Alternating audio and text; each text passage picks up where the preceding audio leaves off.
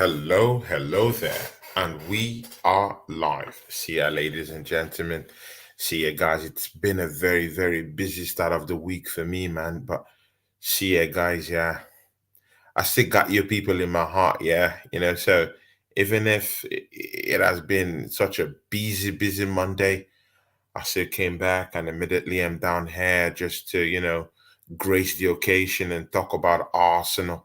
See, yeah, guys, something happened to the Arsenal this weekend, this past weekend. Aston Villa. See, I got my guy, my brother. Guys, yeah, this guy, yeah, he's earned his stripes. He's earned his stripes down here as a general. Oh, see, yeah, guys, yeah, not a person that my guy, my friend, my brother.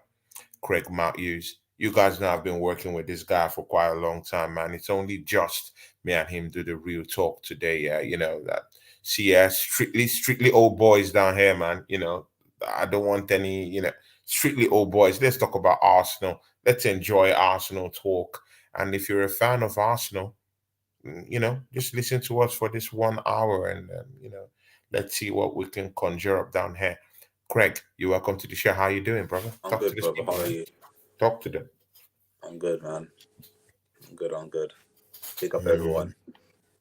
Yeah, big ups everyone. Yeah, of course, that's Craig. Craig, see, I know we have lots of stuff to talk about. Mostly that last weekend matchup. Yeah, hmm we'll definitely get into your reaction. Big up to Josh True Gunner.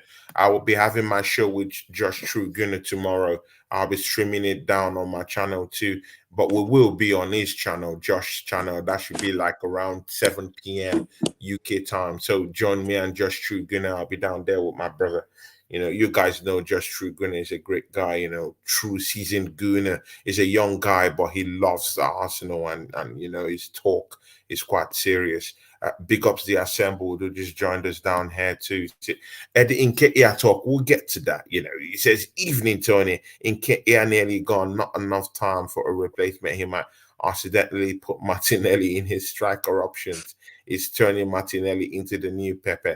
Thoughts, if any." We're going to tackle that. And see, that's very important because we have to talk about Gabriel Martinelli, his form. See, in fact, how about that? Let's flip the script, Craig, yeah? hmm Gabriel Martinelli, man. Let's flip the see.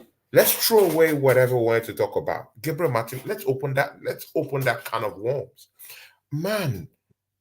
I mean, I, I mean, his form dropped last season. Yeah, let's don't act as if his form has been decent. There's nothing decent about his form last season.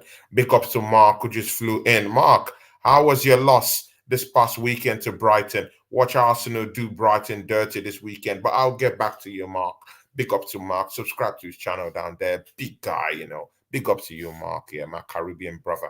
See, yeah, let's talk about Martinelli, man. First, what's your reaction to Gabriel? We'll talk about the positives. My channel isn't about, just criticizing players or whatever. My channel is, looking deep down into what's really going on, get, have a reality check of what's really going on, but it should be based on reality. So we'll talk about the positives. We'll also talk about the negatives that were in that game. The number one negative in that game was Gabriel Martinelli. Chance after chance after chance, yeah. More hmm balls was flying into the left hand side, but he wasn't just. I don't know. He's showing up late to the party. He keeps the ball. He gets hold of the ball. He does nothing with it. Uh, Usually, he used to be this fast, quick thinker. He dribbles, he gets into defenders, he gets to your face, and he conjures up magic. Even if he's not scoring the goals, he's out there creating spaces, encroaching into the 18-yard box of our opposition and creating chaos and allowing our strikers or our offensive players to, have a nick into the box. But man, Martinelli has been dragged, man. I would allow you to talk about this on, untouched, bro. I, Talk I to the people. honestly don't know what's happened to him. Like, he's gone backwards.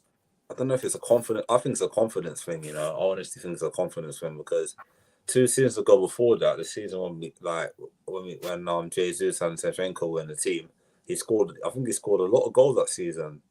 The first season was first challenging City when everyone was surprised everyone challenging City for the title, and then last season he struggled a lot. Last season with injury, form, and I don't know what happened to him. Honestly, I'm really not sure what happened to him. It's like he'd lost his confidence, lost his self belief in front of goal. Like he's rushing things. Like he knows that if he makes one mistake, he's going to be out of the team, and then Trossard's going to take over. I feel like he just needs to just like take a little chill pill, relax a bit, just go watch clips of what he did before when he was scoring all the goals, and just be calm in front of goal. Learn to just because the way he's playing now is not good. And if he continues to play like this, he's gonna get out of the team. He's gonna lose confidence even more. He's not gonna have like. But again, whose fault is it? Because yeah, when Unai Emery was here, that was the twilight days of Gabriel Martinelli. We saw this guy. He was sharp. Sharp on the ball. He had the clear vision of what he wanted to do. He knows what he wanted to do with the ball before he actually tries any tricks. Out of his bag. He was quite fast. He gets at the opponent's face deep down. He knows what he wants to do. But right now, I see him as a very, very confused player. Is it that Mikel Arteta is demanding so much from him? We all know that Mikel Arteta demands so much from players, right? So he might tell you, okay, try cut in, stay on the wings, don't do any other thing, just stay there, be that man on the wings. Try to, get this 1-2 dribbles into pocket spaces, get at defenders, drop back deep to defend again. Do you think, you know, do you think these spaces, are the things that are holding Gabriel Martinelli backwards? Because when I watched him under Emery, it was a different dynamic, and he excelled in what Emery was trying to do. Because I remembered, he pounced at players. It was fast. It was sharp enough.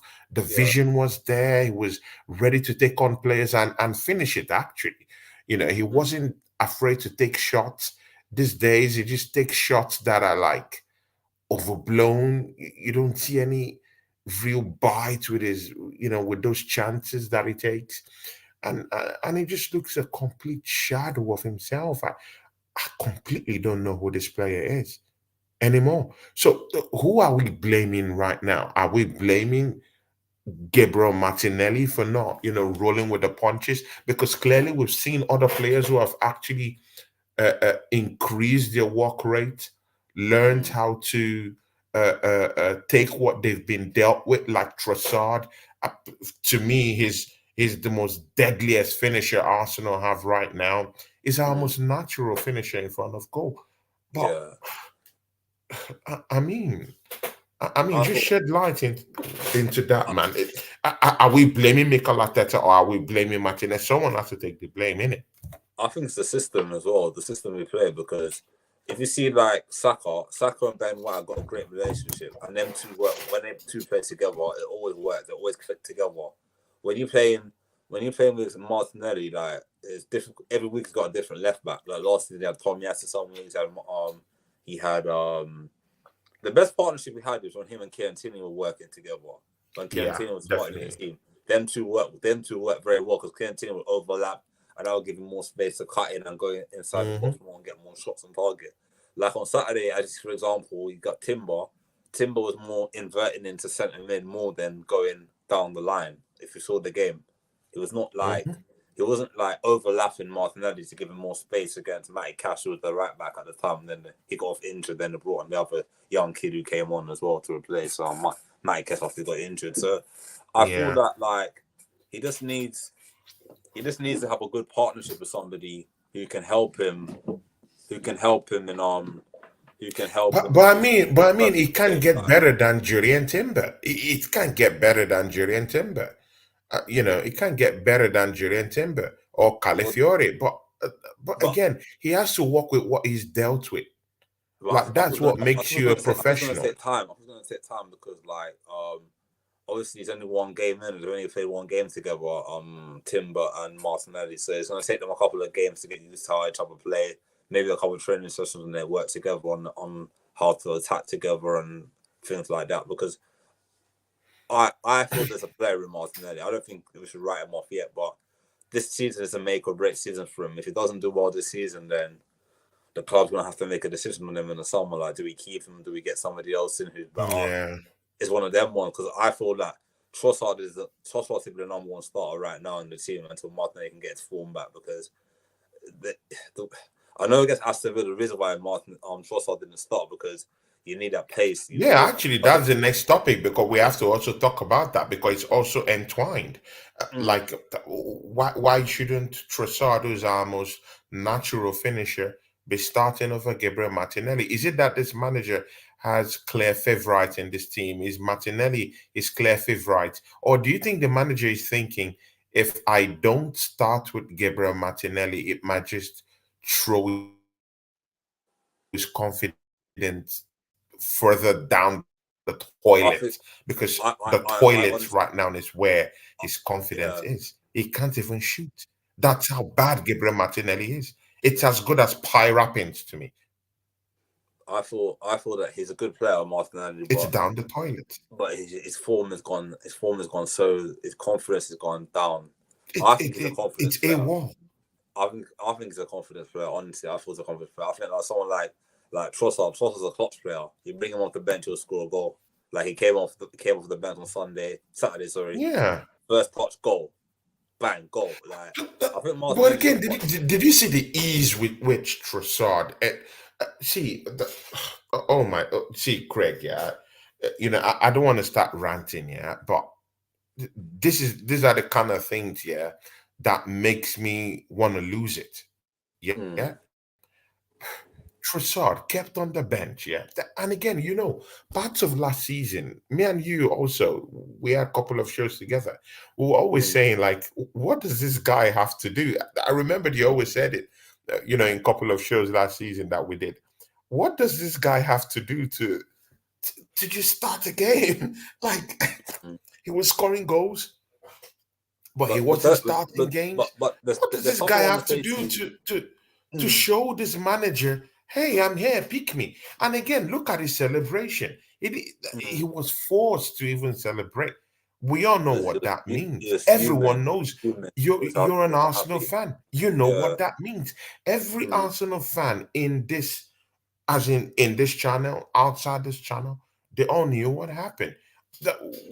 What does Trossard's body language tell you, about what happened last weekend? Coming in, scoring a very, very beautiful goal naturally, and yet he couldn't celebrate. He had to be pushed to celebrate about William Saliba.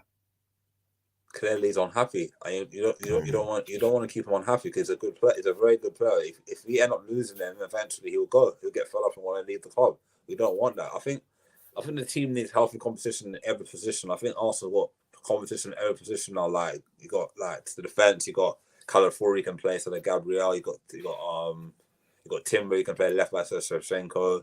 You got competition all over the pitch. Only competition you don't really have is like right mid for Saka. But the thing is, I feel that Trossard should be starting more matches. But people say that Trossard, but when he starts matches, it's not effective. He's more effective off the bench. But I thought as December just said in the message, I think the system is not. I think it needs to be more fluid. The system needs to be more fluid. Like it's not really fluid. It's only good on one side and not good on the other side. The right side is much more better than the left hand side. Like Saka and Ben White, them two work like they just work in tandem. They work well together. Left hand side. Big ups, Miss Melina. Big up, Miss Melina. I hope you know Miss Melina, Craig. Miss Melina, she's a lovely gunner. She actually helped me when I was starting my channel, and she's a lovely person, Canadian, lovely lady, and she truly loves our Arsenal Football Club. She helped me on this channel to start it up and everything. Big ups to you, Miss Melina. Melina, I sent you a message. I really, really miss you. I miss this lady. I want to do watch alongs with her. I really miss Mm, her.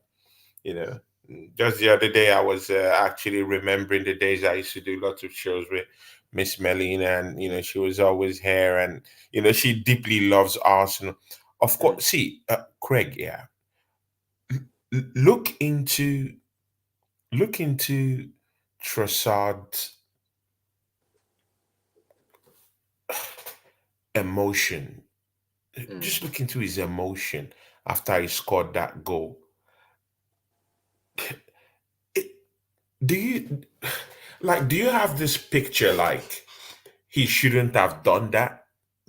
Like he shouldn't have shown that kind of emotion. It should be more of a professional in actually covering it up than when he goes back into the into the dressing room. Then he can be able to, hey, maybe knock on the door of the manager and say, hey man, I have to keep up appearances outside, but you know when do I start playing?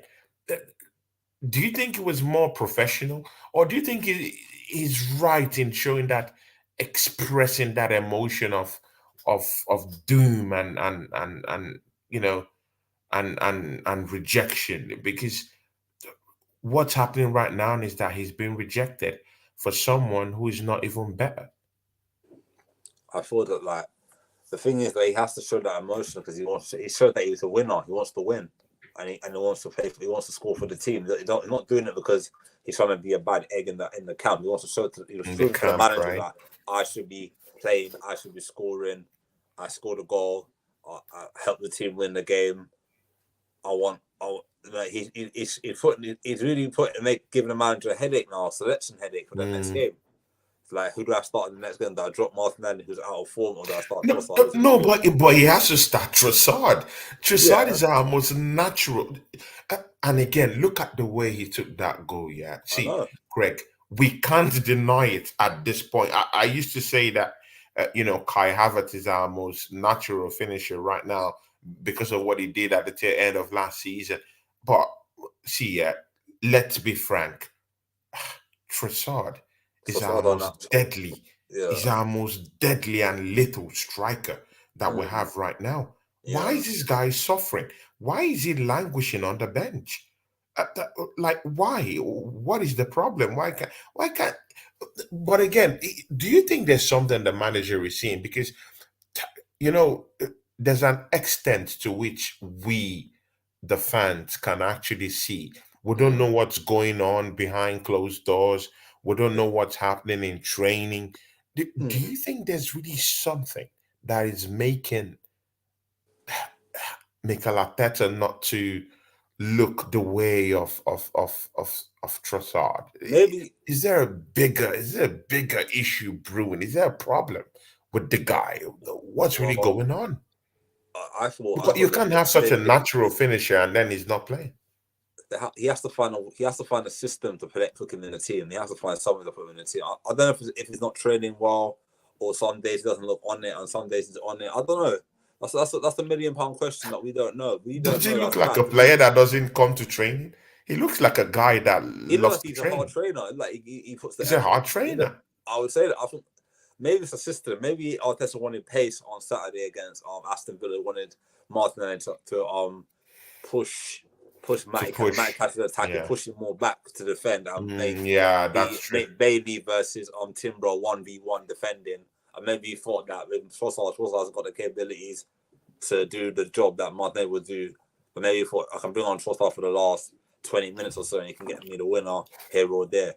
But end of the day, like the manager gets paid big money to make decisions. End of the day, if you don't win a trophy or anything at the end of the season, the manager gets judged on his decision. So he might know what he's doing, but Yeah. he has to keep the players happy. And this season, he needs to rotate the squad even better than the last 2 seasons, because Yeah. that's what kind of cost us last season. Like it wasn't rotating the squad enough, and players were overplaying. And now we got Overplaying, yeah, exactly. It wasn't rotating it. Well, that's another big shout, yeah, because you have to know how to rotate the team, yeah.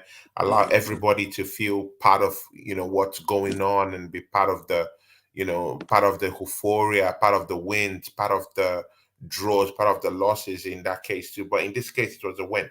See, we'll also talk about this win. Yeah, what does this win represent for us? See, Craig. Yeah, in the brighter side. Yeah. Shout out to Paul Forwell. Miss Melina is here. She says, "Good to see you, Tony, Mike, buddy." But. Yeah, big ups to you, Miss Melina. Miss Melina likes Niger songs. Yeah, she always liked this guy Ruga. Ruga is a top artist in my country. Miss Melina, big ups to you. When next are you going to London? It'd be nice to share a flight with you, Miss Melina. What do you think? Paul Forward, Blue Nose is down here. Big ups, Paul Forward. Paul Forward is a great guy. Yeah, this guy's a top football fan. Yeah, great guy. Love him so much, and he loves my channel. And he shares my stuff. Says, big up, Tony. Hope you're doing well. Yeah, thanks, Paul. Work has been kicking my ass, but I'm still down here doing the shows, and I brought my very great friend with me, Craig. Said, I've liked and shared the stream. Yeah, thanks, Paul, man. Big ups to you, man. Big ups to you. Miss Melina says, much love, Tony. Good to see you live again. Yeah, Miss Melina. And of course, whenever you're free, please come around. Let's have some shows done. I want to start doing shows with you again. Let's get back to our glory days. See, Craig, yeah, let's head back to that win. Aston Villa as a team took away points from Manchester City at Villa Park. They beat them by 1-0 last season. I hope you remember that, right? I remember. So, in other words, the Villa Park isn't a place you just go to and wish and and just wish and hope that 3 points, fall on the table and goes down to your team. No, it's a difficult place to go and grab points. Not even talk of maximum points. Yeah, good and okay. Throw all that away. They went to the Etihad. They probably got a draw at the Etihad, so they took about 4 points away from Manchester City, who are the champions of last season, Centurion champions, three-peat champions. Name them whatever you want to name them, but that's what Aston Villa dealt to them last season. Yeah, they took away points from Chelsea. Took away points from who else did they take points from again? I think they took away points from Newcastle.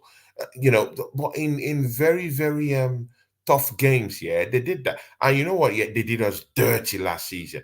Home and away, brushed us aside. You remember Leon Bailey? You remember his goal? McGinn. All these guys. Yeah, you remember what they put us through. And Martinez shamefully just doing us dirty, and just sniffing out the light of our title charge last season. But again, Craig, do you look at it from this perspective? We lost there last season. They beat us home and away. Yeah. And now this season, at the very start of the season, where teams are more prepared, to face their oppositions, at least in the first 3 games. And Arsenal had an away game, and we went into the belly of the beast at the Villa Park that takes off the head of so many people, including top teams like Manchester City, Arsenal last season, and some other top sides who went down there and smelt the rod. Are you looking at it as 3 points gained and you don't really care about how we got to that position, how we got that win? Is it just that it's 3 points that really matter at this point? Or do you really think, no, our style of play do matter? Because if we gloss over these wins right now, do you think we'll pay for it later on? Just get into this close margins, these closed spaces, and let's get to see what we can come up with. Well, the most important thing, we went there. Big ups to Tahib. Tahib Hussein is down here. Big ups to you, man. How are you doing? We went there and we got it's like a smash and grab. We went there, got the 2 goals, got there, get the hell out of there, get the 3 points, and off you go. Like, we can't, like last season, I don't know if you remember last season, we played the same kind of way last season. We started off very sluggish. We were picking up wins here and there, but we're not playing great football. Then until the second half of the season, we started bashing teams to hit left, right, and centre. I don't know if you remember, after we lost against West Ham and Fulham, we went to Dubai for warm winter training. And after the winter training, we came back, we started smacking teams left, right. We smacked up Crystal Palace, smacked up Sheffield United, smacked up Aston on not Aston, on West Ham away. We started bashing teams for fun. Disgrace and humiliated Chelsea.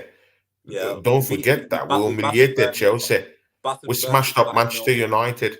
That's what I'm saying. We started bashing teams for fun. So Mm. I feel that it's a slow start again this season, but sometimes obviously we had the Euros and all that. And players play a lot of football, so you have to kind of manage players' minutes and whatever. So I wouldn't mind right now if we continue winning ugly. If we have to win ugly for the first couple of games of the season, and then the second half of the season we pick it up again and do what we did last season, I wouldn't mind. But again, does he have to be convincing?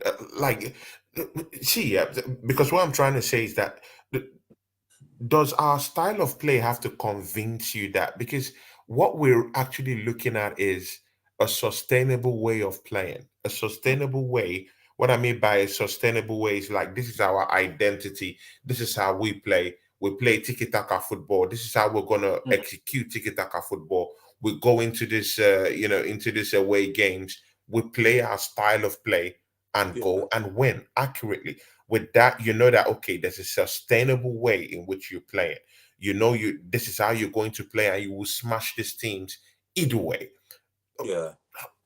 So, did you see any identity with how we played, or do you think Mikel Arteta is just kind of like growing into the season, just like he did last season? I think he's Also, going into. but there's a I problem feel when that. it comes to that growth. Growth can be stunted. Yeah. I personally think it's better you go, with a style of play. But But the thing is, take us through that. you don't want to go gung ho and start bashing teams at the start of the season, and then you run out of gas for the second half of the season. Sometimes it's best to just go in slow, get the wins, get the 1 or 2 nil wins here in the away games, and then at home you just kind of blitz teams off the pitch at home, and take it from there. Because sometimes, especially with our squad at the moment, we haven't got a big squad, so. You have to just take the wins when to get all the wins we can, especially if the Aston Villa win was a big win, a massive win. Because we lost to them last season twice. So go into their ground, and that ground's gonna be a fortress this season as well, because Emery knows how to set up teams as well. He knows how to play against Arsenal. He had our number a couple of times in Europa League. He had our number. He had our number last season twice. So every time he plays against us, he wants to prove a point. And even Martinez, the goalkeeper. Every time he plays against us, he wants to win against us because of the way how we got rid of him at Arsenal. He feels a kind of bitterness towards Arsenal, the way how they sold him. So the way how I see it is that we have to go into every game this season, just go for a win. If we have to win ugly, we have to win ugly, win ugly. You have to win ugly, but you get the 3 points. Yeah, I hear you. I hear you. I hear you. I also feel that's partly correct too. I totally agree with you. 3 points is what we need. But again, sometimes you just have to get a hold of your style of play. You have to get a hold of your style of play, because if you leave it too late to get into your style of play, then you will just keep on trying to smash and grab this point.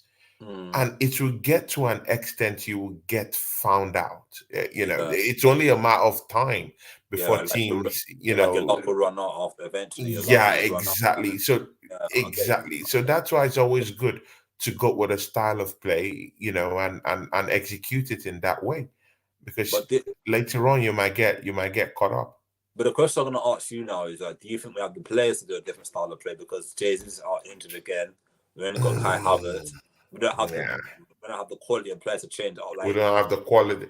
We'll talk about the transfer window and how it's linked. But again, let's finish this one. Yeah, Unai Emery. I mean, last week, I came across something on Instagram. Don Robbie of AFTV was having an interview with Yardman, the Jamaican guy that is always down there, talking and stuff like that. And, they were having this little tickle with the boys, and it became fairy Yardman and Don Robbie, started having issues, and it was based on the comparison between Unai Emery and our current manager. Mm. And Yadman was saying Mikel Arteta, isn't the guy, that Emery is more better than him. And Don Robbie was saying, hey, no, uh, Unai Emery has been to this football club and he failed, which is a fact. Emery failed in this football club. Let's be frank. He Oh, that's failed. He didn't win us any trophy. So he mm. failed. So do you think in any way that Mm. Mikel Arteta winning this game against Unai Emery and a strong Unai Emery team per se, yeah? Yeah. Do you think it shows any kind of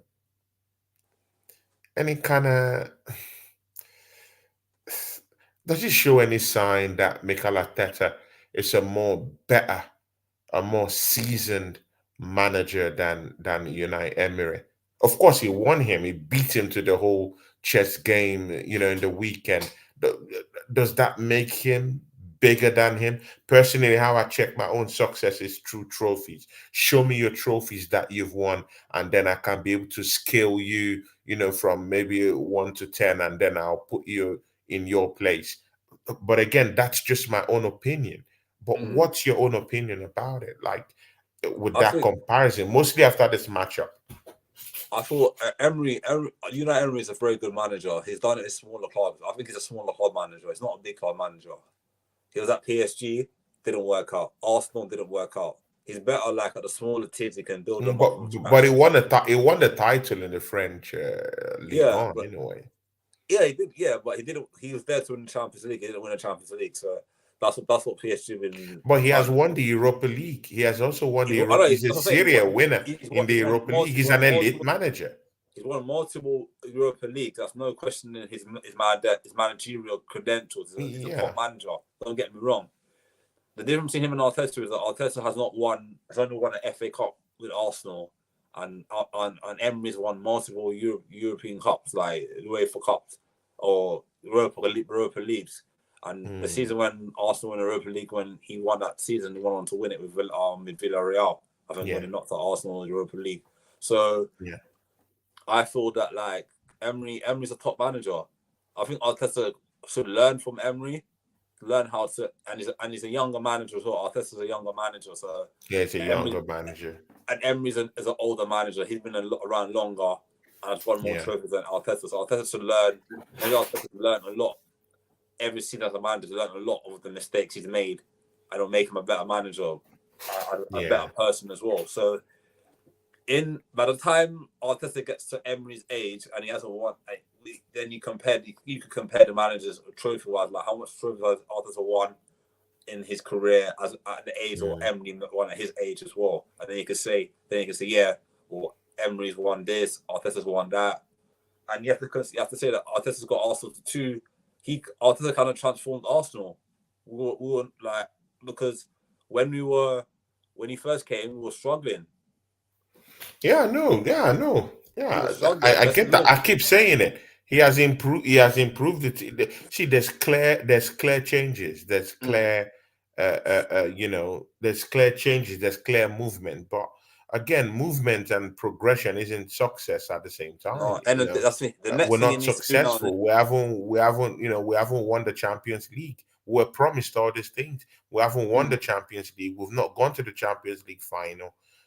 We've not won even domestic trophies, and it worries me, mostly when you check the amount of money that this manager was dealt with. If you check the other managers who have been given this astronomical kind of money, they've they've brought won in some trophies. certain kind Yeah, of silverware. Look at Ten Hag. Everyone drags this exactly. guy down, shits on him, they say all kind of things about him. But Always don't won two forget that, trophies, that guy has won the Carling Cup.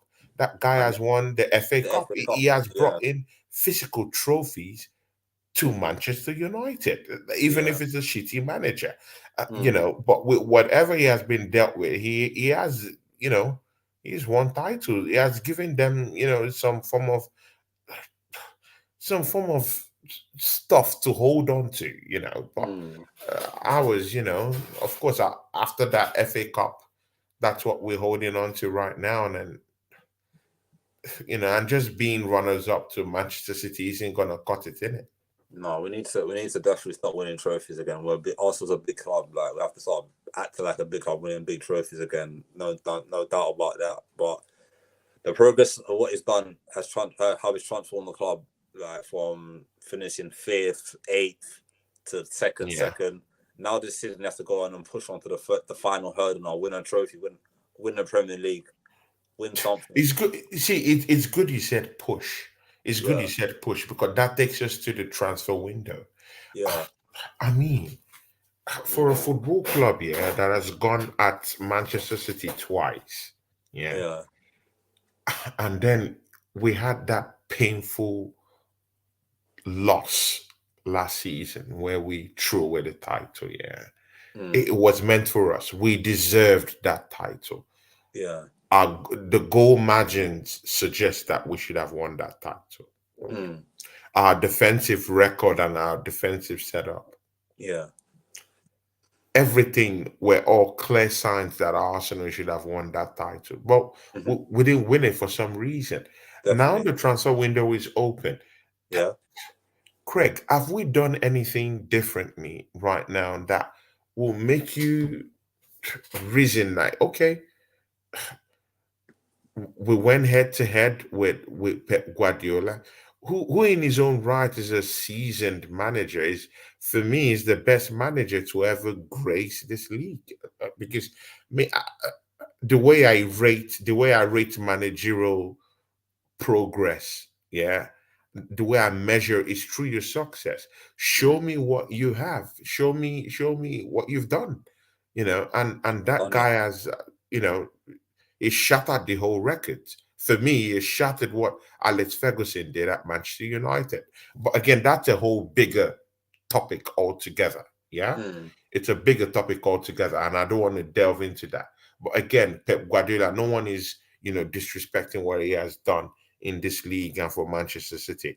But again, you're going against a seasoned manager who knows how to win. He's a serial winner, and then you should be coming prepared the next season. Uh, mhm, I mean, what I mean by prepared is, you have to bring in midfield reinforcement. You have to bring in a defensive reinforcement, in which we did already. We brought in Calafiore, but again, we're clearly lacking in terms of a clear number nine who would set the record straight and go on and get about 20, 25 goals for us in the season. And we don't have that striker. In fact, our best striker right now in our football club is Kai Havertz if we go by numbers. Naturally, I tend to pick Trossard. But if you go by the numbers, we're pitching our tents towards Kai Havertz. And you and me know that Kai Havertz isn't a 2025 per season season. goal poacher. Oh, Tops, he's going to poach about 15. He had about 12 last season. This season, he might just poach probably maybe just 15 or 16. I don't think he's a top striker. Is he a decent player who would, nick one or two things here and there? Yes, he's that kind of guy. Is he the kind of guy that would get you more into your system? Yeah, he's that kind of guy that would have lots of hold up play. He's gonna press forward. He has elite aerial abilities and set pieces. Is a danger in set pieces, mostly in corner kicks. But again, that's where it stops. He's not a goal poacher. He's not mm, that kind of guy you situate in the box and say, "Hey, go and get me those goals." He's not that guy. Kai Havertz is not that guy. Now, definitely. with you're going ahead to face City, and you don't have a top striker. You don't Hmm. have a striker to give you 20, 25 goals in a season. Check Manchester City. Yeah, they've always had strikers 30 goals, 25 goals. I mean, I don't have to name names. Aguero, it gave them titles with 25 goal striker, yeah, in a season. I mean, the beast, Erling Haaland, he has given them titles now, yeah, even the Champions League. Yeah, I mean, 30, 25 goal poacher. Even Alvarez, who was sold for astronomical amount of money, yeah. poached about 17 in his first season. So what are we talking about here, Craig, man? Do you think we're ready from the sense of the transfer window right now? Have we gotten what we need in the team? No, don't think so. Mm. I think we still got a lot. We still got dead with the club. We're still there. Like, and even the funniest thing I've been saying, like Fabio Vieira not good enough for Arsenal. He's gone now. Gone back to Porto for a season. Like he go to Smith Rowe. He scored. He already scored. Like he scored a couple goals in pre-season. Scored a goal on Saturday. Good goal as well. A very lovely. Oh my! Pause. Pause. Craig, you're going into spaces that we need to talk about. Now. Pause. Emmy Smith Rowe. Jesus Christ, man. Craig. I mean, I don't want to be a loud big mouth. Yeah, but oh my days. Have you seen the goals this guy is scoring? Yeah. We were told this guy was injured. We were told his engines were not running again. And Oh he's my just. God. But I honestly thought he needed to change the scenery. I think he got stagnant at Arsenal. To be honest with you, I'll be honest with you. Like under the manager, he just got stagnant. He wasn't playing him. Couldn't find his space in the team for him. He just needed to change the scenery. I think he's gonna do well for Fulham this season. He'll get like 10 or 15 goals this season. He'll get a lot of assists as well. But again, whenever he came, after 3 games, he gets injured. But right now, look at him at Fulham. He's had a successful preseason with them. Bro, Yeah. I've not seen this guy limping. At Arsenal, after every match, he's limping off. So what is the problem with Arsenal that this player is always limping off? Because I've seen. You know what? Yeah, I took this preseason to really watch Emmy Smith Rowe. Yeah, I watched his fitness levels at Fulham. Bro, this guy's okay. He's doing good. His fitness levels is okay. He's scoring goals. He's repaying them back their money that they paid, £35 million that they paid. He's repaying it. He just got his first goal in his first match. Look, come on, man. I mean, scoring against Sevilla, scoring against Offenham or something like that, another one German side in the preseason. On his And home look at that debut. lovely goal in the weekend, man. This guy couldn't even score goals at Arsenal again. After every run, he's injured. But right now at Fulham, he's running. He's okay. Nothing is happening. He's good. He's okay. What's the problem? Is it that our training methods is killing the players? Because clearly Gabriel Jesus is injured. Groin injury, down and out. Maybe pushing the players too hard in training and it's costing a lot of injuries. It could be that. Could be the reason. I know Arteta demands a lot from his players.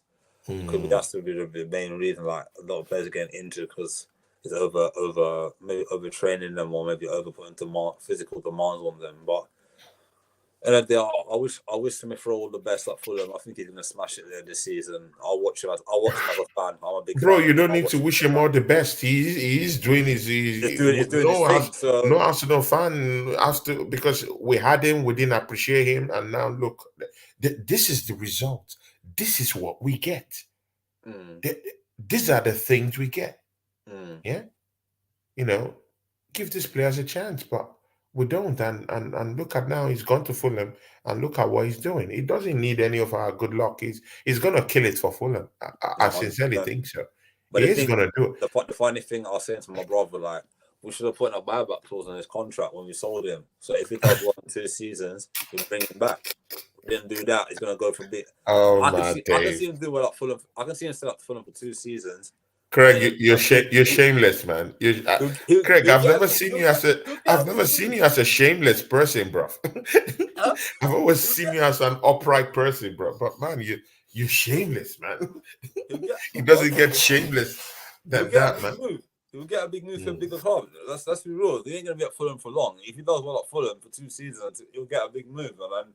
And in 2 seasons, he'll be 26 years old. He'll be in his peak of his career. He'll get a big move, and then we're looking back thinking, why did we regret selling him? Like, thinking we sold him for peanuts and he'll go for big money. So there you go. Story of Arsenal. There you go. That cracker from Thomas Partey, man. I also heard right now that Arsenal are in talks to extend Thomas Partey's contract. So is it that he scores a goal now and then we extend the contract? Do you see beyond that, or do you think were right in actually extending his contract? Do you think his injury worries? Because it's not about Thomas Partey's quality. It's Thomas injuries. Partey's quality, there's been no doubt about his quality Mm, as a quality midfielder. He's a yeah, standard midfielder anywhere in the world, and it doesn't matter how old he gets. Yeah, it oozes through him. You could see it, and he's that kind of guy that grows into games. Most of the time, he's a ball carrier. If you want him to be that box to box kind of guy, you can actually put in that shift.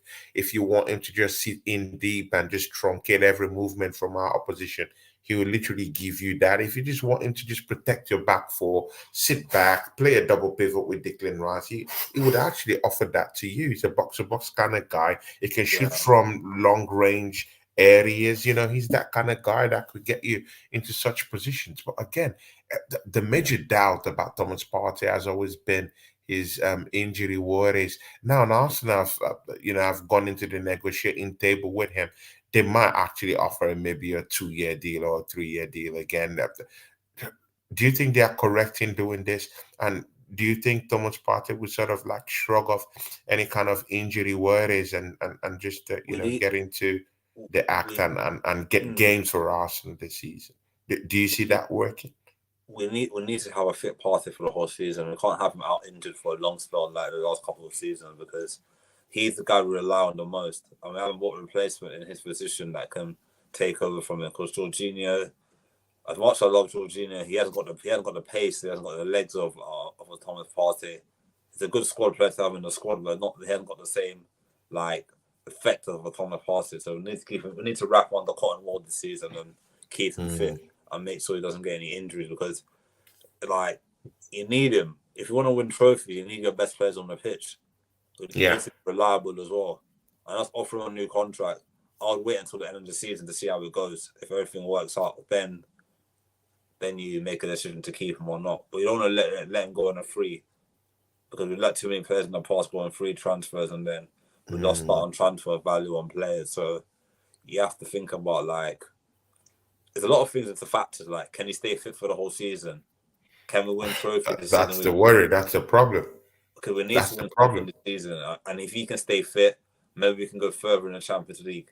We need to we need to do something this season. We need to win But something. again, we need squad depth, right? That's Yeah. another thing again. Because if we're saying Thomas Partey get out and then Arsenal don't even bring anybody, into the fray, then we're just shooting ourselves in the foot.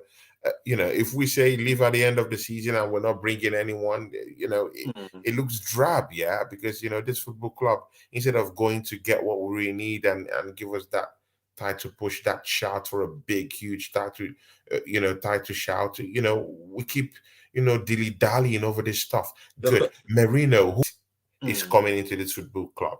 See, Craig, yeah. To be very frank, you know me. I'm this kind of guy. I like giving people chances. Yeah, mm, like I'm not this kind of guy that wants to just shut down a player before he dons the Arsenal shirt. I'm seeing lots of Arsenal fans disrespecting Merino, saying he's not what we need, saying he's not going to do anything for this team. People are calling him shit even before he comes to the football club. And I'm not buying it. I'm not having it. See, yeah, there are clear lines, yeah. mm, If you tell me that, hey, there are clear deficiencies in our team, I'm that guy that would tell you, I would champion it. I would say, yeah, there are mm, clear, inadequacies in our team. yeah. But again, you can't tell me that an European Championship winner, someone who has always started for his team in Spain, all through, the season for Real Sociedad, yeah, and he puts up a decent shift whenever he does the shift for Real Sociedad, and then you put in dust on his name, and he hasn't even done the Arsenal shirt. Like, I mean, the way Arsenal fans just put down a player that hasn't even come to, bro. Do you share that same kind of idea, with these other guys that are, talking ill and speaking Oh, ill of I, Merino? I I, do think it's a big shout. It comes in as a big shout, mostly with the injury where with Thomas Partey. We need someone who would come down there who's clearly superior in area battles. He's a beast on the ground also. His interception rate is something totally, that's not even really discussed in big time media. He's a clear predator when it comes to set pieces. He could take long range shots. Aerial battle is another thing. I want to see his link up communication with Kai Havertz, because they literally have a very very unique sense of aerial ability, both ground and aerial battles. And again, he could score you goals from long range shots. He can sit down in a midfield three, and he could also just sit back in a double pivot with Declan Rice and just declare war on any team that's approaching our back four. He's that kind of guy, and he can also multitask and go and sit deep into that left-sided central midfield, to which we've used Kai Havertz, and it has been a calamity. This kind of guy would just sit in that center left mid and do a job. He can sit down as our number 6. He can do these things even as a double pivot with Declan Rice, or if you want to switch the whole thing up, he could sit down there with Thomas Partey and just keep a double pivot and just keep it controlled in a very, very controlled way, get you what you want. He can approach and play as a box-to-box kind of midfielder. He could get you goals. He could shoot from long range. Set pieces is a danger and a predator. Come on, man. What else do you want from a midfield target or a midfield player? I think he's a good player. I watched him in the Euros. He didn't start a lot again in the Euros, but when he came on, he had a big impact in the Euros. So I think he's a top player. I know he was in England before, like Newcastle. Like a lot of people, maybe fans are looking at him. He was at Newcastle, didn't work out for Newcastle, but he's a more mature player now. He's 28 years old now. It's not like he was when he was at Newcastle. He was a young kid, so he's matured as a player. He's done well at Sociedad. He played with Martin Odegaard at Sociedad, so them two got that good link up together. Would link up well against each other again. And that midfield three with him, Odegaard and Declan Rice. Some games you can play with Partey, Merino, and feel like a drop Declan Rice, and you can rotate all three of them. Could all rotate. So sometimes as fans, I know Arsenal fans are like, we've been on over the years. We've been treated to having great midfield players, like you had the Vieiras in the past, you had the Gilberto Silvas in the past, like that kind of type of midfield players, and maybe the fans want a big name signing, but you have to look at the market. The market right now is very fluctuated with overhyped players. The money these people are quoting. Look at Victor Osimhen, that 130 million, like the astronomical amount of money these guys are calling here. It's shameful. Gyökeres is 100 and something million, bro, man. It's why we can't even get 40 million for Eddie Nketiah.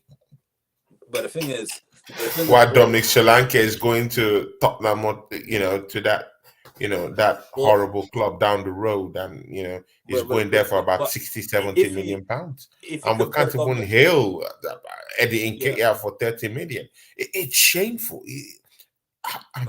But if you compare Eddie Nketiah to Dominic Solanke had a great season last season. He scored an awful lot of goals last season, and he played a lot of matches. Eddie Nketiah didn't play a lot of matches. How many games Eddie Nketiah played till the end of the season? He hardly played. That's why Bournemouth were able. But again, that would be an unfair. That would be an unfair measure to actually compare two of them. Dominic Solanke has been a starter with Bournemouth. He was never put on the bench. He's just starter. He's a talisman at Bournemouth. At the end of the day, it's like you have to weigh up. Like, because at the end of the day, I feel like Eddie Nketiah wasn't even used. Eddie wasn't even really used. Of course, he came in, but in beats, I mean, it's all confusing when you have a manager like Mikel Arteta who's a paradox himself. But again, see, let's move past that. Yeah, David Raya, my God, man, bro, did you see the saves? He literally saved us because even if Arsenal didn't play pretty football, even if we barely, got over the line, I would still say there was no style of play on the day. But again, you have to get those 3 points in it. Good and okay. Mhm. But Definitely. again, you cannot take away what David Raya did for us this past weekend, man. Save after save after save. He's coordinating his back four. Is a more grown passer, an organizer of the boy. He's orchestrating attacks from defense, and is vocal enough, and he's doing everything right. He's an elite shot stopper, at least with what we've seen right now. That Mm. man is ticking the whole boxes here of an elite Premiership goalkeeper. Take it away, Craig. What do you think? I think he's had a preseason on that. He had a one season at Arsenal last season. He didn't have preseason with us. He came back. I think that's toward the end of the transfer window. He came last summer from Mm, Brentford, and then he didn't start a lot of games at the start, and then he replaced Ramsdale for one game. I think it was against Tottenham. I think he at the North London derby. I think he's when he got his first start, or was it the Champions League? One of the games he got his first start, and then he played well. Then he played in the North London derby at the Emirates. Done. It was a bit shaky. Then he had a whole mm, season with us. He done well. He got the Golden Glove as the best goalkeeper in the league for the most clean sheets. We had a yeah. good Euros. He didn't Mm. play a lot of games in the And he Euros, got man of the match also. He got man of the match also. yeah, he done very well. He did well against Wolves last week. No one didn't remember that save he made against Wolves when it was going in as well. He made a crucial save last week. So he's all about getting. He wants to get that clean sheet record again this season. So he's improved, and he had a good pre-season as well. He played a couple of games, and I watched him on the Emirates Cup against Bayern Leverkusen. He was solid at the back, talking to his defenders, talking to the midfielders, and he's a leader from the back. He's a leader. I know we've got a young defense, like Saliba's young. I know Gabriel's not young, but in experience wise, he's the most experienced player in that back four and that back five, including the four defenders and him in goal. He's the most experienced. He's been around the block. He played for Mm. like Brentford. He played for Blackburn. So he's played around. He's played a lot of teams. So he's the experienced one, and he's got a lot of experience now playing in the Premier League. So with him, we just have to hope Yeah. that he's going to be very important for us this season if we win the league or not. He's going to keep. He's got his save on Saturday was like what a save. The ball Mm. deflected. He went one way, and Ollie Watkins should have scored that.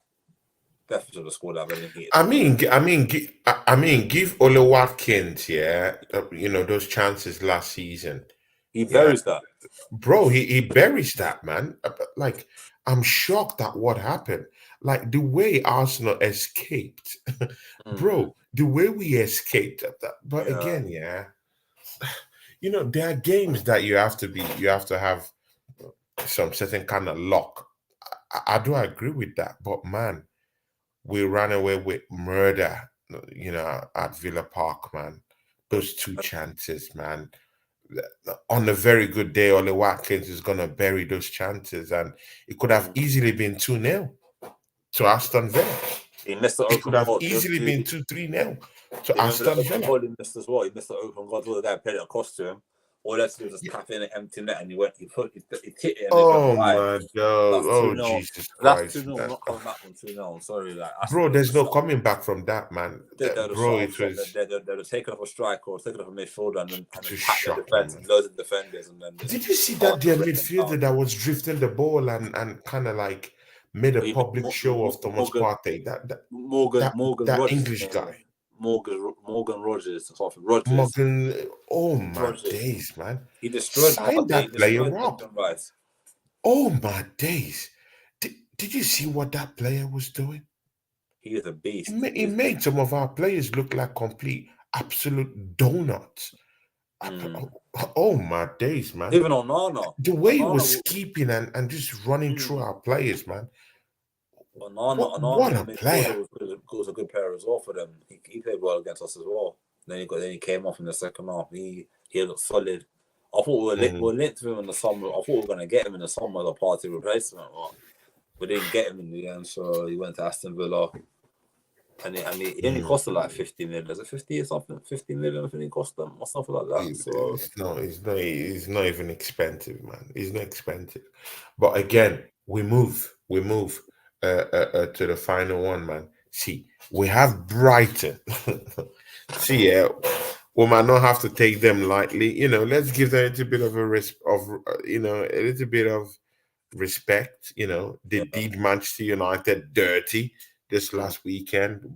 You know, beating our ops, yeah. You know, because Manchester United. See, I don't like Manchester United, man. How about that? You know, I don't like that team. You know, too much pain. I Yeah, think they pain and deserve everything coming to them. They deserve what they're getting right now. They deserve everything, you know. But again, man, do you think Brighton beating them up this past weekend uh, does that does that shine the light on Brighton as this team that Arsenal should be wary of?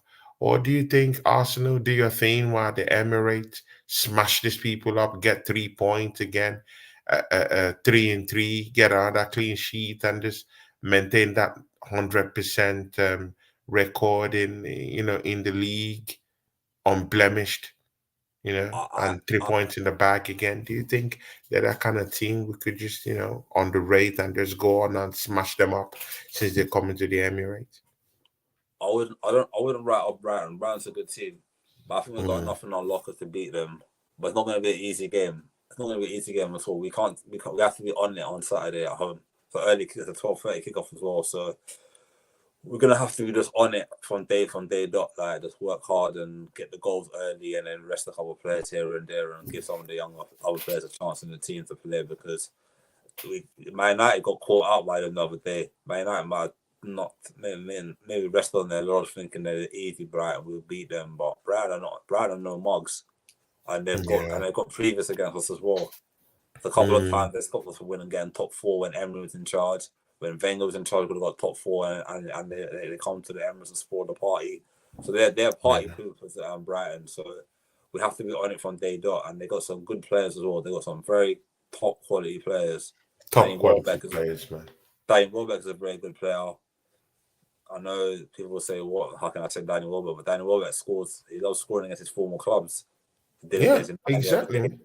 Did it Yeah, against he us a scored couple of times. against Arsenal. Yeah, did He's made a he public loves show of Manchester United. He's he loves disgraced them. he loves scoring against his former clubs. You got like James Milner still doing that. You have to give credit to James Mm. Milner at his age, still playing top class football at his Yeah, age man. now. He's been doing it. Mm. He's been doing it even in the It Premier was League a since thorn on their 2002. flesh, man. 2002 Oh, he's been in days. the Premier League and he's still playing professional Still football at walking that out, level. still running, still You know what kicking I'm it, saying? So, Mm. and they got some decent players on Brighton. We bought a couple of players off them in the past, but they got some decent players, and you have to be very, very, very careful and Mm. make sure you're on it. Got to be on it from kickoff. If you're What's not, your if you're What's your prediction for that matchup, man? I think it's gonna be Arsenal at home to Brighton. 2-1 Arsenal win. 2-1 Arsenal win. I think Brighton will Mm. score, but we'll win the game. But Okay. See, yeah. Let's get into this final one before we go. It's a simple one. Julian Timber made his first start for the team this season. In the league. My brother, man, coming back from that horrible injury, yeah, and putting up that performance. Of course,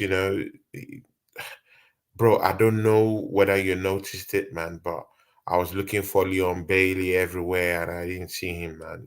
mm, Something must have happened to him. He must have been in the pocket of someone. I mm. mean, did you find Bailey anywhere? Did you I think see him? I think Bailey had one. I think Bailey had one run against him in the game. And that's about it. I think every time Bailey tried to attack him, Timber had him every time. So Mm, I would say that Timber's going to be a massive, like a brand new signing for us this season because he's been out injured for a long time. It's going to be like a mhm, new face. It's going to be a new signing for us this season. If he can stay fit for the whole season, it'll give Arteta a headache of thinking you got Calafiori, you got Timber, you got Shevchenko. So some games you play mm, Timber, some games you play Calafiori. Some days he plays Shevchenko. It depends on the team we're playing and the system we want to play. So it's good to have healthy competition in the team.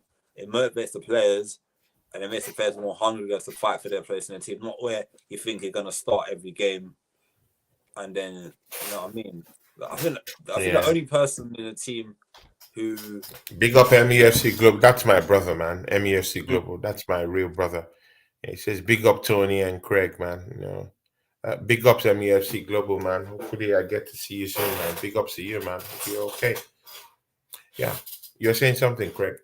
Yeah, I'm thinking that like obviously I think Ben White's the only one at the team right now. Ben White, Saliba, and Gabriel are and the goalkeeper are only three that are like guaranteed and in that defense that are guaranteed to start every week because. Ben White has been playing well since last season. It's just been up since Timber got injured last season. To be honest with you, he's been upping up the levels every week. Yeah, every week he's been upping up the levels, and you know he hasn't been like he's been consistent. Him and Saka got a good relationship, so yeah, it's like you know that's I think the left back position has been a position that's been like we need someone to nail down a position, nail down that spot for a while now, and I think if Timber can stay fit for the season, that position is his. He can have that position for the whole season. yeah. If you know what I mean. Yeah. I think he looked solid the other day, and he's very strong, no nonsense defender. You know, you need that no nonsense defender in the team that's going to go for make challenges, make good passes, and he's very good at inverting as well. I watched him on Saturday. He's very good at inverting into the midfield, so he's very good inverter as well. So, yeah. Yeah. See, yeah, Craig, yeah. Striker incoming. See, yeah. I mean, Ivan Tony, we heard Ivan Tony has already agreed a deal to join a Saudi Arabian club. I mean, there's also some, some news flying around town that Manchester United are in for him and he's a contractor right now and is looking for the highest bidder. You know, bro, I don't know, lots of stories. Another story is running with Arsenal going for Victor Osimhen again.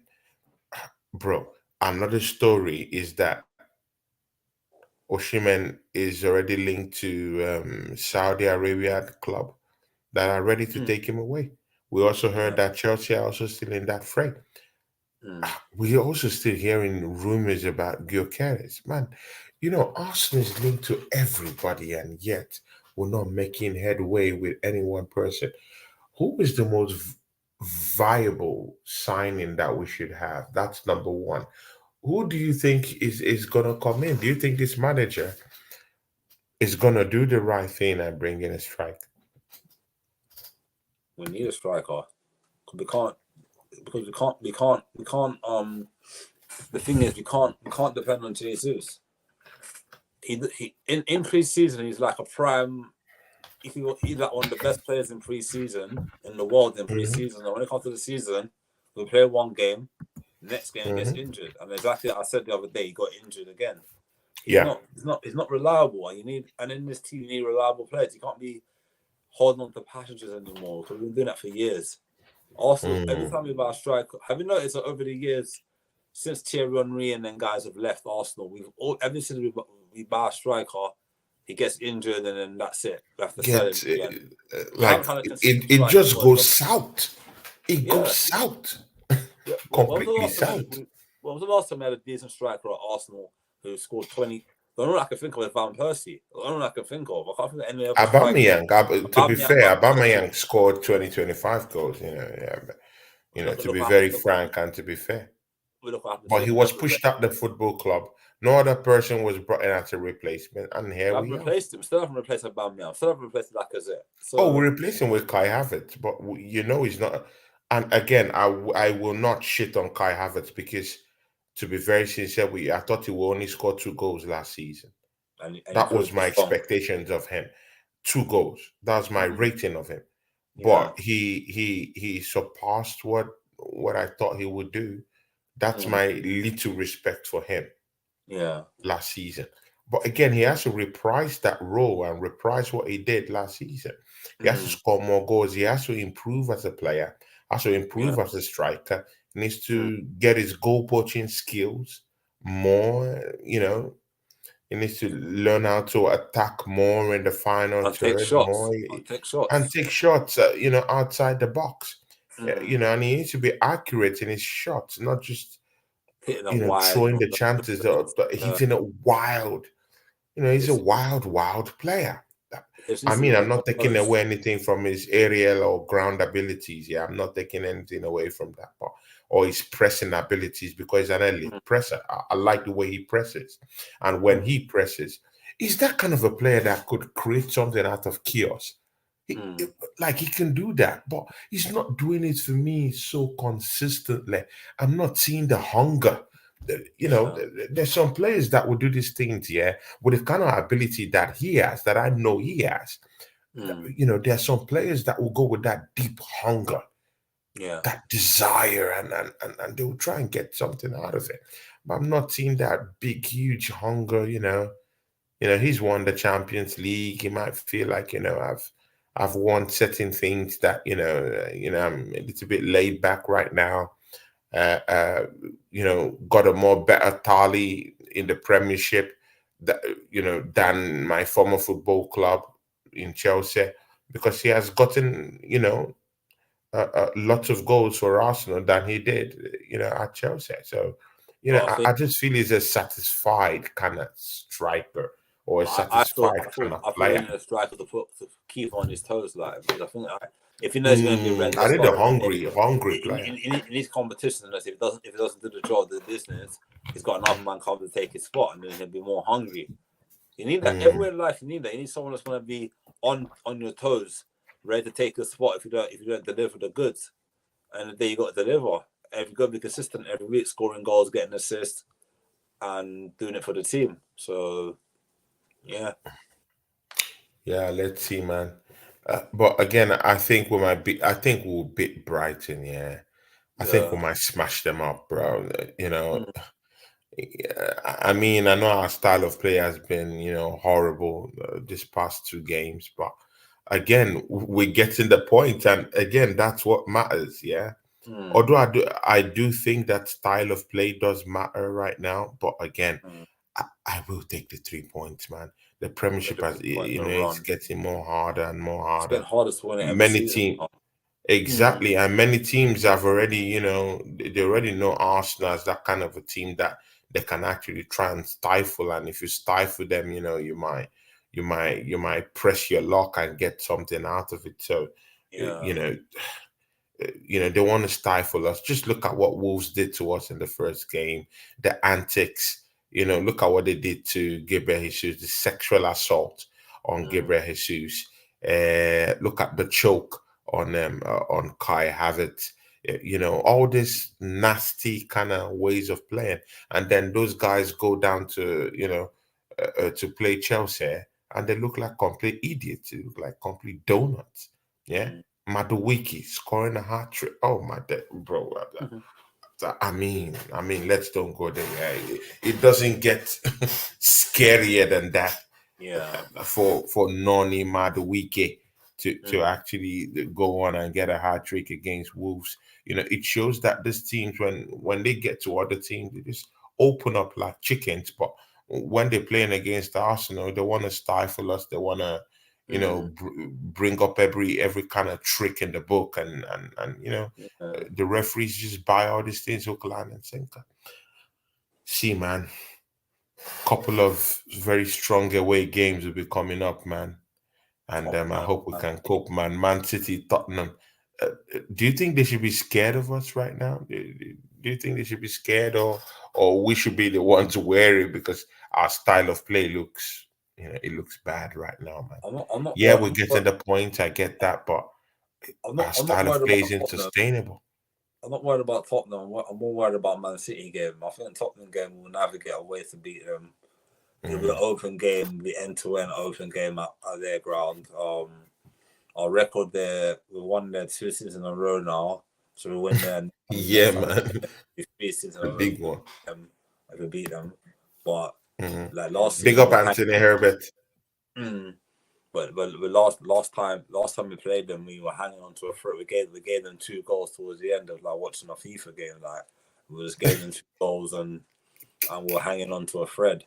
But I think the Man City game, if we beat Man City, that would be a statement like we did last year. We beat them at home. It would be a statement that we're not scared of Man City. We'll go to you toe to toe and head to head. We're not scared of you, and we'll go and beat them.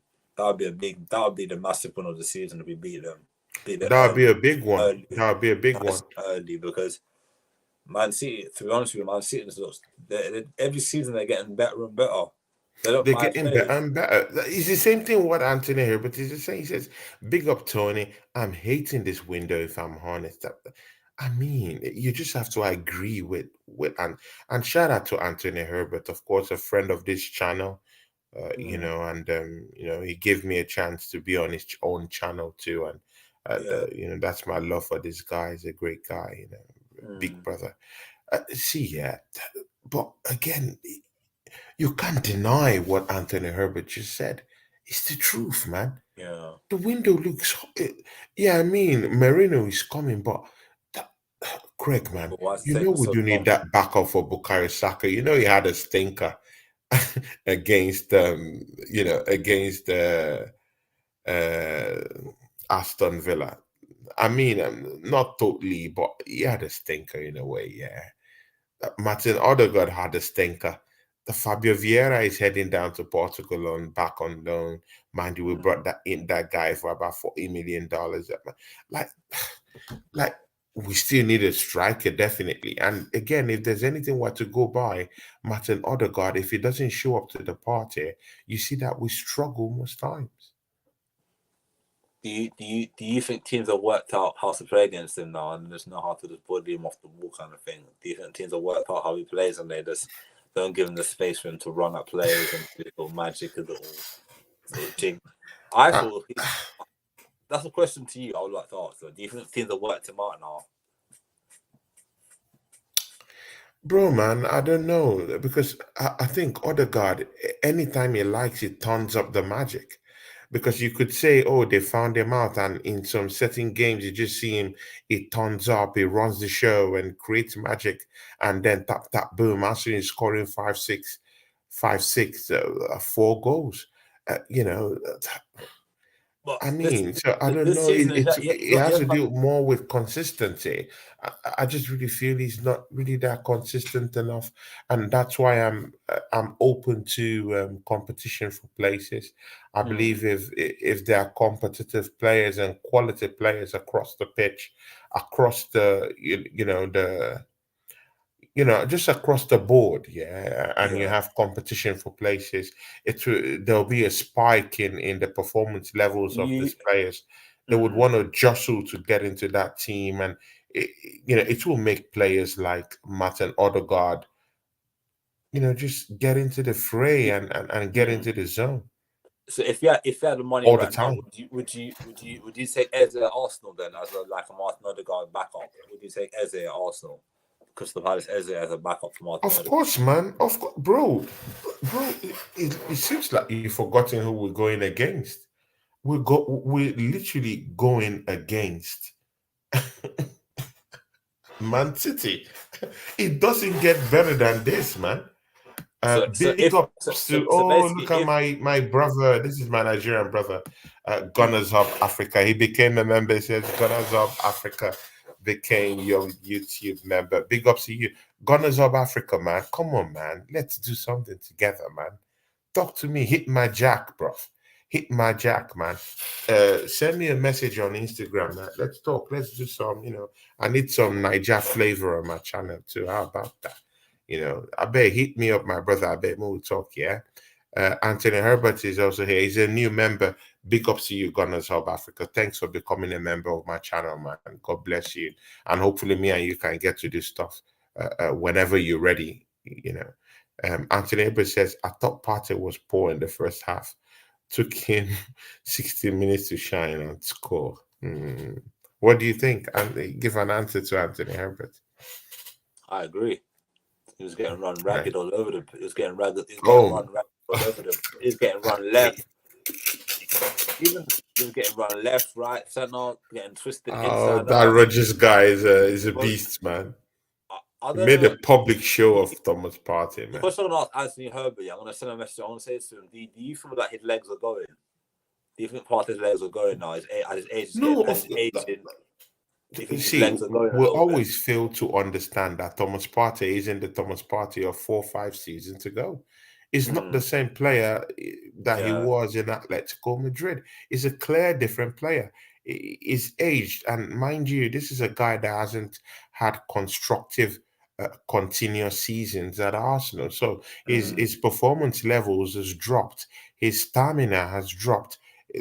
I heard he had family issues. I heard he had rumbling contract talks with Arsenal. I heard that he wanted to, jump ship to Saudi Arabia. I heard he wanted to go to Turkey. All these things here, a culmination of all these things, coupled with his checkered injury history at Arsenal, all these things lead to a player. Sometimes it might not just be that total guy that you want him to be. There's a clear difference from the Atletico Madrid player and what we have right now at Arsenal. But again, it doesn't mean he's not a quality player. I think he's still a quality player. We know what he can offer us, and I said it earlier. He could go box to box. You could keep him in a double pivot. He could play a midfield three. He can do that. He can go into all this drifting of the ball from the midfield and try to open up spaces in a way. If you want him to do that, or if you give him that license to, he's that kind of guy that will take shots from outside the 18-yard box. He's that kind of guy. He's in his wheelhouse, but can he just stay fit? That's the problem. And Craig, you can only go by the history of what we've seen at the football club. You can't go with the future. You can only go with the history of what has happened. And the history of what has happened is that Thomas Partey has a checkered injury record at Arsenal, even if he's a decent player. I'm sorry, man. When you're injured series of times like that, man, it's only a question of time before your performance levels start dropping. And his performance levels still dropped. Only what we just saw was just a little bit of magic from him in the last game. You can still see the qualities there, yeah, but giving him a new deal, is that what we need right now? All these things are open to interpretations, man. I don't know it all, man. I don't know it all. When he voiced our opinions anyway, the manager and the coaching staff know what he's doing. So there you go. There you go. Yeah. And he said, yeah, he struggled against Onana in the middle of the pitch. I totally agree with you. But again, Onana is a beast, man. It's not easy to go against. But again, are we overlooking this Aston Villa team? This was a team that took points from juggernauts last season, yeah, including us. They beat us home and away. So I don't know. Maybe we're clearly overlooking the challenge that Aston Villa, brought also, even if there was no bite, in front of goal with the strikers or with the forward players.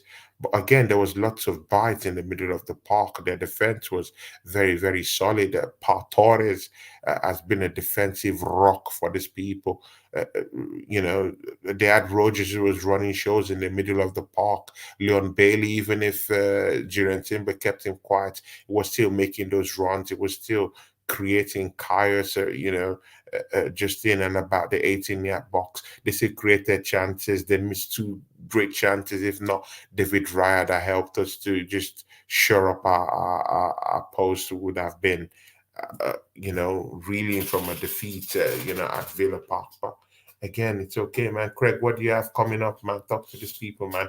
1 hour, 24 minutes. Let's go to bed, man. Let's go sleep. Yeah, man. How my weekly podcast is coming out this week. Football podcast on One Kick from Glory for 8-7. Do a weekly podcast. We filmed it today, so it should come up. Bro, I did an interview in your channel. I never saw my interview. Oh my day. It's coming out. Don't worry, man. Oh my, it's coming out when? In the next 3 years? Oh Jesus Christ. Oh my days. Yeah. But it was nice to have that show with you that day, man. I really liked the guy that was asking the questions. He clearly understands football. And the Mm. channel, I just like it, man. I just like it because you guys do a bunch of other stuff. I think, yeah, it's not Mm. really only football. There's also other stuff they do on that channel itself. Like interviews and stuff like that as well. Interviews like that, yeah. Yeah, we just Yeah. Anyway, guys, catch me I think 7 p.m. tomorrow UK time. I'll be with Just True Gunner. I'll be on his channel. We're talking about, lots of stuff going on at the football club. And me and Craig will come back next week because uh, me and Craig, we just did it alone now, so you don't need crowd, you don't need too much people, one or two people that are willing to work with you, and you could get things done. So me and Craig could still, I might just create a show for just me and him. Let's just talk Arsenal, and let's just enjoy our time and stuff like that. Craig, man, I hope you welcome that development. Although I might bring in our guy, Weezer. Maybe me, you, and him can do something together. So let's definitely. see what happens, man. Yeah, Yeah. yeah. All right, yeah, guys, yeah. Big ups to you, Gunners Hub Africa. I really appreciate you being a member of my channel, man. Anthony Herbert has always been loved down here, man. Big ups to you, MUFC Global. Big up to you, everyone who came down here, the assembled, everyone, yeah. Big ups to you. Thank you for joining us, and of course, join me tomorrow as me and Just True gonna get at it, yeah. Big ups, everyone, and see you